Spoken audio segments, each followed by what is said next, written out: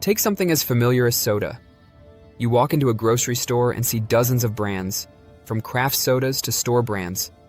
But almost all of them are owned by just three companies: Coca-Cola, PepsiCo, and Keurig Dr. Pepper. Look at tech: Apple, Microsoft, Google; airlines: Delta, United, American; pet food: Mars, Nestle, and Colgate-Palmolive. This pattern isn't coincidence. It's systemic, and it's been happening for decades. The key to understanding this lies in a mix of economics, psychology, financial strategy, and sometimes a little regulatory manipulation. Let's start with the most obvious factor: the natural tendency toward consolidation. Big companies grow, not just by being better, but because the very structure of the market favors them. Economists call this market consolidation, but you can think of it like gravity. A company that achieves early dominance attracts more resources, more customers, more influence, and it pulls smaller competitors into its orbit, either by acquiring them or by forcing them out. One major factor is economies of scale. The bigger a company is, the cheaper it can produce goods and services. Amazon is a perfect example. Their logistics network is so vast that no small retailer can compete on speed or price. This isn't just about cost, it's about survival. Smaller competitors can't match the efficiency of the giants, and eventually, they either fold or get bought. Next is brand recognition. Humans are wired to choose what feels familiar. We instinctively trust brands we know. That's why new soda companies struggle to compete with Coca-Cola, even if their product is objectively better. Familiarity isn't just comfort, it's a strategic advantage that compounds over time. Then there are network effects. Especially in tech and digital platforms, the more users a product has, the more valuable it becomes. Microsoft Office dominates because everyone else uses it.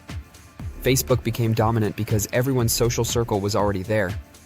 Once an ecosystem reaches a critical mass, new competitors have almost no chance. All these factors create a feedback loop. Success breeds more success, and eventually, only a few companies control almost the entire market. But growth alone doesn't explain how three companies end up dominating almost every sector. For that, we need to look at strategic mergers and acquisitions. Big companies don't just compete, they absorb potential threats. Take the beer industry. AB InBev, the world's largest brewer, owns Budweiser, Stella Artois, Corona, and dozens of smaller brands. They didn't start that way. They acquired competitors systematically, removing threats before they became significant. This is called horizontal integration, buying competitors to eliminate competition.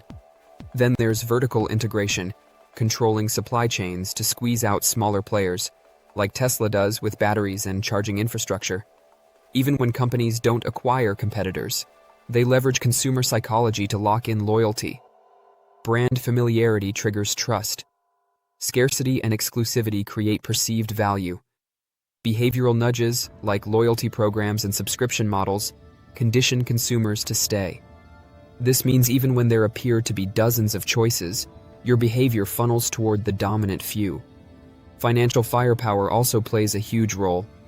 Big companies can outspend competitors in marketing, research, and lobbying. They can survive losses that would bankrupt smaller companies. A startup trying to innovate might find itself undercut by a dominant player, acquired before it becomes a threat, or simply outspent into irrelevance. Banks and investors often prefer the dominant players too. They're seen as safer, so capital flows to them, reinforcing their dominance. Then there's regulatory capture.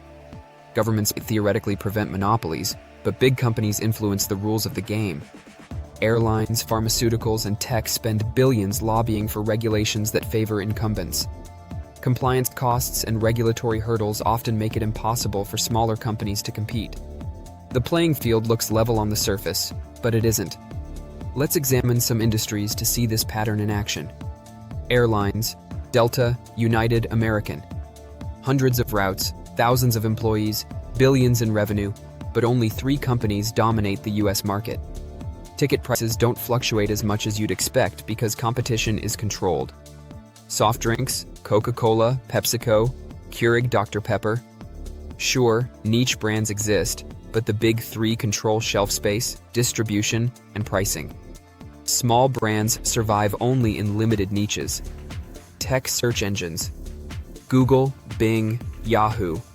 Hundreds of startups have tried to compete, but user behavior, network effects, and algorithm dominance funnel almost all search traffic to these three players. So why three and not two or four? Two companies often create aggressive duopolies, which attract regulatory scrutiny and can leave market gaps for new entrants. Three allows for stability. Each company competes just enough to avoid the appearance of monopoly, consumers perceive choice, and profits are maximized without destabilizing the market. This magic number maintains control while creating the illusion of competition. Understanding this changes how we see the world.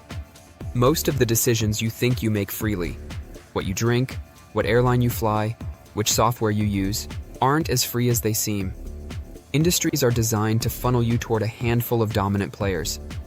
That doesn't mean you can't make different choices, but recognizing the pattern is crucial. Awareness is the first step to reclaiming some control as a consumer, investor, or entrepreneur. The pattern repeats everywhere, across decades, continents, and industries. If you look closely, you'll notice it in healthcare, energy, automobiles, fast food, and even luxury fashion. Big companies don't just dominate, they shape the industry itself, creating rules that favor them while making smaller competitors invisible. Think about it like this. The world looks competitive, chaotic even, but beneath the surface, a quiet system of power dictates almost every outcome. When you notice the invisible rules, you see the true mechanics of modern capitalism. And once you see them, you can't unsee them. So next time you're choosing a product, booking a flight, or picking software, ask yourself, how many choices do I really have? And which three companies are quietly steering my decisions? The reality is this pattern will continue because the forces that create dominance, scale, network effects, financial power, regulatory influence, and psychological leverage aren't going away. In every industry, the dominant players consolidate, consume, and control. Recognizing it is the first step to navigating a world where freedom of choice is mostly an illusion, but understanding it can give you a strategic edge. Now take a moment and look around your world. How many industries are truly free? How many are subtly controlled by three companies?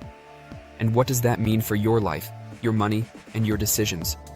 By understanding the invisible architecture of control, you see the patterns others miss.